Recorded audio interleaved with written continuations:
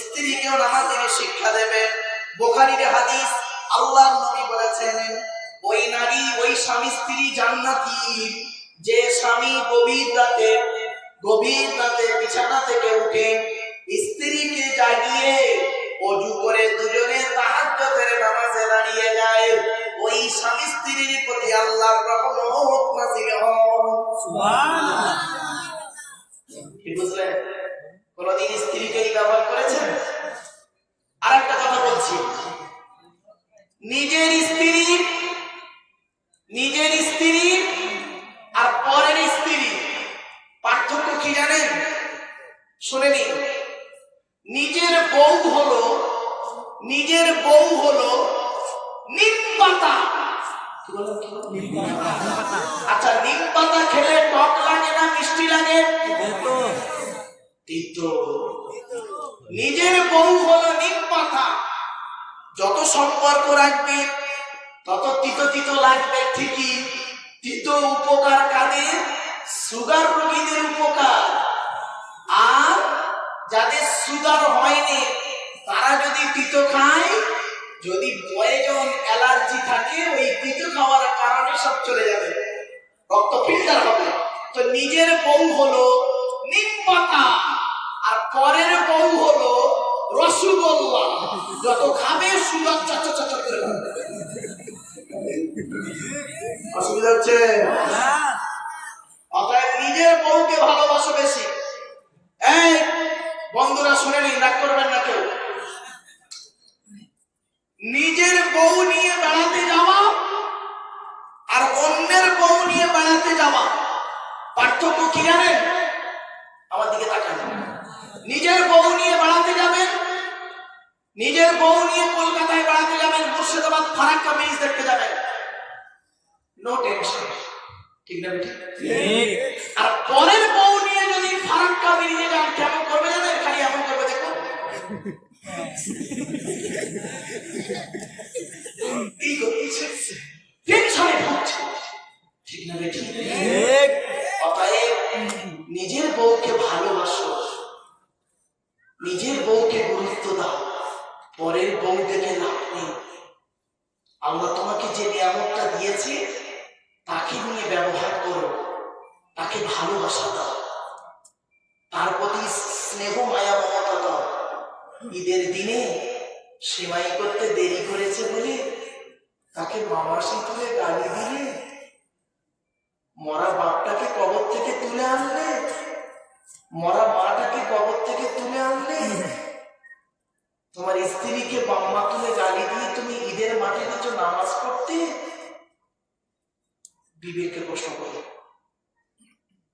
আজকে যদি তোমার বউ যদি তোমাকে ঈদের দিনে ঈদের নামাজ পড়তে যাওয়ার আগে তোমার বাম্মা তুলে যদি গালাগালি দেয়, তোমার ভালো লাগবে?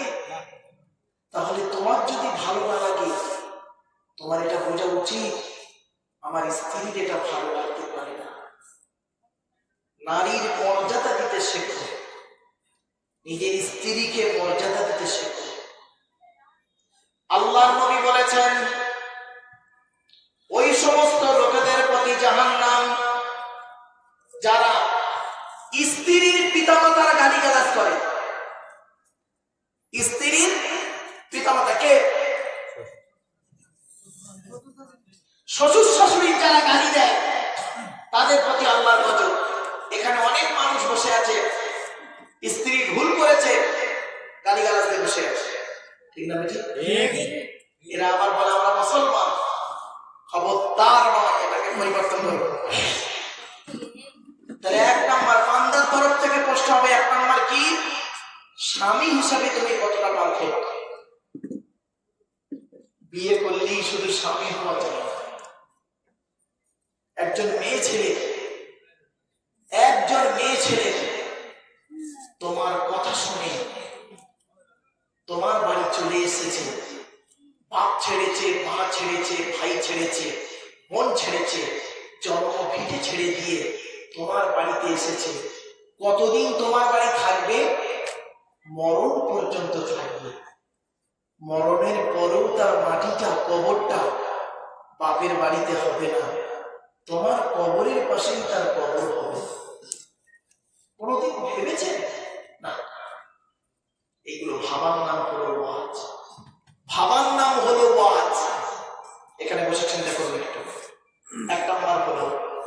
স্বামী হিসাবে তুমি কতটা পারফেক্ট। 2 নাম্বার, বাপ হিসাবে কতটা তুমি পৃথিবীতে ভালো ছিলে। ছেলে মেয়ের দায়িত্ব পালন করেছিলে, ছেলে মেয়েকে সুশিক্ষায় শিক্ষিত করেছিলে, ছেলে মেয়েকে কোরআনের শিক্ষা দিয়েছিলে, ছেলে মেয়েকে আদবের শিক্ষা দিয়েছিলে, ছেলে মেয়েকে কোরআনের শিক্ষা দিয়েছিলে, নামাজের শিক্ষা দিয়েছিলে। যদি দিয়ে থাকো তুমি পার হয়ে গেলে, যদি দিয়ে না থাকো তোমার মতো বাপকে ধরা হবে। 2 নাম্বার। 3 নাম্বার হলো ছেলে হিসাবে কতটা পারফেক্ট। ছেলে হিসাবে বাপের হক আদায় করেছো, মায়ের হক আদায় করেছো, বাপের সেবা যত্ন করেছো, মায়ের সেবা যত্ন করেছো, নাকি শ্বশুর শাশুড়ির ভালোবেসেছো। এই ঈদের সময়, এই ঈদের মাঠে যাওয়ার আগে এখানে অনেক পুরুষ আছে দেখবেন যারা নিজের বাপের লুঙ্গিটা কিনেছে মাত্র 200 টাকা দাম, শ্বশুরের লুঙ্গিটা কিনেছে 800 টাকা দামে, নিজের মায়ের শাড়িটা কিনেছে 500 টাকা দামে, শাশুড়ির শাড়িটা কিনেছে 2500 টাকা দামে। বাড়ি থেকে ভাববে কেন তোমার মায়ের শাড়িটা 500, শাশুড়ির শাড়িটা 2500, দুটো মিলা পাই 3000, 1500 করে দুটো শাড়ি কিনতে পারলে না? আর মেয়েরা যারা বসে আছে এদের মধ্যে অনেক মেয়ে ছেলে আছে এরা ওইটা খুব ভালোবাসে। সত্যিকারের যারা মানুষের চামড়া থাকবে মেয়েদের গায়ে, যে স্ত্রীর গায়ে মানুষের চামড়া থাকবে সেই স্ত্রী তার স্বামীকে বলবে তোমার মায়ের শাড়িটা নিল 500 টাকা, আমার মায়ের শাড়ি কিনেছে 2500 টাকা, এটা কেন করতে গেলে? দুটো টাকা এক জায়গায় করে 3000 টাকায় আর 1500 টাকা করে দুটো শাড়ি কিনতে পারতে, কালারটা আলাদা করতে পারতে। যে নারী এই কথাটা বলবে তার স্বামীকে জানবে ওটা মানুষের বাচ্চা না। আর যে মেয়ে বলবে 2500 টাকা তবে শাড়ি দেখে বলবে আমার মা না এর থেকে আরো পাতলা ভিখারির বাচ্চা, পরে তবে 250 টাকা তবে শাড়ি। বাস্তব বলছি বাপকে কাঁদাই না, মাকে কাঁদাই না, এই করে আছে। আল্লাহ নবীদের স্থান হলো বাপ আর ভাই। কোরআনে কোথায় কোথায় শুনে নি? 1 নম্বর পারার 11 নম্বর পৃষ্ঠার 12 নম্বর লাইন সূরা বাকারা, ওয়াবিল ওয়ালিদাইনি ইহসানা, আম্মার সেবা যত্ন করো। 2 নম্বর পারার 12 নম্বর পৃষ্ঠার 13 নম্বর লাইন সূরা বাকারা, ইয়াসআলুনাকা মাযা ইউনফিকুন কুল মা আনফাকতুম মিন খায়রিন ফালিল ওয়ালিদাইনি ওয়াল আকরাবিন। আল্লাহর নবীকে জিজ্ঞাসা করা হলো ইয়া রাসূলুল্লাহ টাকা পয়সা কোথায় ব্যয় করলে আল্লাহ খুশি হবে? আল্লাহ পাক বললেন কুল মা আনফাকতুম মিন খায়রিন ফালিল ওয়ালিদাইনি ওয়াল আকরাবিন। হে নবী তুমি বলে দাও মানুষদেরকে টাকা পয়সা সর্বপ্রথম তোমরা তোমাদের বুড়ো বুড়ি বাম্মার পিছনে ব্যয় করবে, আল্লাহ খুশি হয়ে যাবে। সর্বপ্রথম টাকা পয়সা ব্যয় করবে কার পিছনে?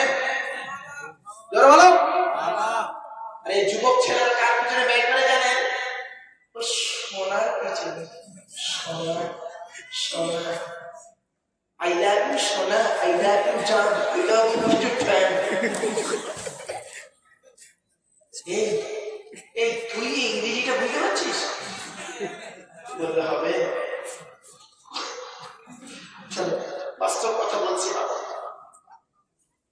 বাবা ওটা ভালোবাসা নয়, ভালো লাগা, বুঝলেন?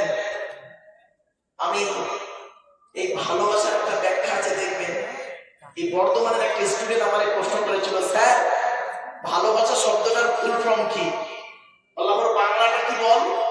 বলে স্যার ভয়াকার ল ভয়াকার দন্তে শাখা ভালোবাসা, এর ফুল ফর্ম কি?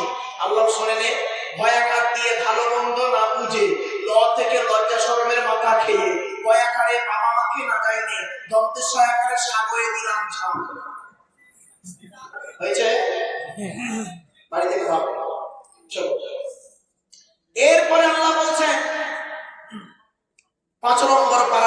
নাম্বার পৃষ্ঠা 3 নাম্বার লাইন, সূরার নাম সূরা নিসার 36 নাম্বার আয়াত। ওয়াবুদুল্লাহা ওয়া লা তুশরিকু বিহি শাইয়্যা ওয়া বিল ওয়ালিদাইনি ইহসানা, আম্মার সেবাদত করো। 8 নম্বর পারা 7 নাম্বার পৃষ্ঠা 11 নাম্বার লাইন, সূরার নাম সূরা আনামের 151 নাম্বার আয়াত। লা তুশরিকু বিহি শাইয়্যা ওয়া বিল ওয়ালিদাইনি ইহসানা, আম্মার সেবাদত করো। ওয়া ক্বাদা রাব্বুকা আল্লা তা'বুদু ইল্লা ইয়্যাহু ওয়া বিল ওয়ালিদাইনি ইহসানা, আম্মার সেবাদত করো। 20 নম্বর পারা 16 নাম্বার পৃষ্ঠা 4 নাম্বার লাইন, সূরার নাম সূরা আনকাবুত, আল্লাহ বলে দিলেন ওয়া ওয়াসাইনাল ইনসানা বিওয়ালিদাইহি হুসনা, আম্মার সেবাদত করো। 21 নম্বর পারার 11 নাম্বার পৃষ্ঠা 6-7 নাম্বার লাইন, সূরার নাম সূরা লোকমানে, আল্লাহ বলে দিলেন ওয়া ওয়াসাইনাল ইনসানা বিওয়ালিদাইহি হামালাতহু উম্মুহু ওয়াহনান আলা ওয়াহনিহি, আম্মার সেবাদত করো। 26 নম্বর পারার 2 নাম্বার পৃষ্ঠার 12 নাম্বার লাইন, সূরার নাম সূরা আ'রাফ, ওয়া ওয়াসাইনাল ইনসানা বিওয়ালিদাইহি ইহসানা হামালাতহু উম্মুহু কুরহা ওয়া ওয়াদাআতহু কুরহা, তোমরা তোমাদের বাপ আর মায়ের সেবাদত করো। তোমাদের মা তোমাদের বড় কষ্ট করে গর্ভে ধারণ করেছে, দুনিয়ার মুখটা বড় কষ্ট করে দেখিয়েছে। সন্তান তুমি যত বড় আলেম, হাফেজ, মাস্টার, ডাক্তার, ইঞ্জিনিয়ার, প্রফেসর হও না কেন, ইন্নাল জান্নাতা তাহতা আকদামিল উম্মাহাত, এই ছেলে মেয়েরা তোদের জান্নাত হলো তোদের বাপ আর মায়ের পায়ের তলা। বাপের সেবা করো না, মায়ের সেবা করো না, তুমি তোমার শ্বশুর শাশুড়ির সেবা করছো। বাড়িতে ভাববে, আমি আব্দুল্লাহকে মারুফ বলছি, আমার হাতে 500 টাকার নোট দিয়ে মুসাফা করে নেকি পাবেন কি তা জানি না, তবে এতটুকু বলতে পারি 50 টাকার একটা নোট নিয়ে, 50 টাকার একটা নোট নিয়ে জন্মদাতা বাপের হাতে দিয়ে খালি বলবে, আব্বা এটা চা খাবে। বাপ ওই টাকাটা নেবে, আকাশের দিকে চাইবে, অন্তর পেটে দোয়া করবে, ওই দোয়াটা আল্লাহর আরশ আজিমে পৌঁছে যাবে। সুবহানাল্লাহ। বাবেরা, অনুরোধ করে বলে যাচ্ছি, বাম্মাকে কোনোদিন কাঁদাইও না, খবরদার কোনোদিন বাম্মাকে কাঁদাইও না। যাদের বাম্মা বেঁচে আছে, আজকের বাড়িতে গিয়ে বাম্মার সেবা করবেন। বইয়ের কথা শুনে, শ্বশুর শাশুড়ির কথা শুনে, শালা শালির কথা শুনে কোনোদিন বাম্মাকে কাঁদাবেন না, আল্লাহর গজব পড়ে যাবে বলে দিচ্ছি। বাম্মার অভিশাপ আল্লাহ কবুল করে নেয়, বাম্মার দোয়া আল্লাহ কবুল করে। হাদিস পাকে এসেছে, সালাসু দাওয়াতিল মুস্তাজাবাতিন লা শাক্কা ফিহি, 3 ব্যক্তির দোয়া আল্লাহর দরবারে কবুল হয়, কোনো মিস যায় না। 1 নম্বর দাওয়াতুল মাজলুম, অত্যাচারকৃত মানুষের দোয়া। কোন স্বামী যদি তার স্ত্রীর উপরে অন্যায়ভাবে অত্যাচার করে, আর স্ত্রী যদি স্বামীর উপরে অন্যায়ভাবে অত্যাচার করে, উভয় যদি বলে আল্লাহ আমি অন্যায় করিনি, আমার স্বামী আমার স্ত্রী আমার উপরে নির্মমভাবে অত্যাচার করছে, আল্লাহর তরফ থেকে গজব পড়ে যাবে। এখানে অনেক মেয়ে ছেলে বসে আছে, এখানে পুরুষ বসে আছে, অনেক শাশুড়ি বসে আছে, দেখবেন নিজের মেয়েকে খাইয়ে নিয়ে ঘরের ভেতর ঢুকে পড়লো, বৌমা পরের মেয়ে খেয়েছে কিনা খবর নিল না। ও শাশুড়ি মায়েরা শুনেনি, বৌমা পরের মেয়েকে যদি আপন করতে না পারে, আল্লাহ আপনারও মেয়ে দিয়েছে, লোকের বাড়ি বৌমা হয়ে যাবে, আল্লাহর তরফ থেকে গজব পড়বে, বসতে আর হবে না। অনেক ননদ আছে, দেখবেন ভাইয়ের কানে কামড়াচ্ছে যাতে ভাই ভাবিকে মারে, এই ধান্দা করে। ও যুবতী বোনেরা শুনে নাও, ঘুটে পড়ে গোবর হাসে, ঘুটে বলে তোরও একদিন আছে। তুমি ভাবি পরের মেয়েকে যদি আপন করতে না পারো, তোমাকেও একদিন লোকের বাড়ি ভাবি হয়ে যেতে হবে, আল্লাহর তরফ থেকে গজব পড়বে, বলতে আর হবে না। অনেক বউমা আছে, দেখবেন ডেঞ্জার, স্বামীর ইনকাম বেশি, স্বামীটাকে নিয়ে, ছেলেটাকে মেয়েটাকে নিয়ে খালি আলাদা খাবার ধান্দা করে। একই দেয়ালের এপারে স্বামী স্ত্রী ছেলে মেয়েকে নিয়ে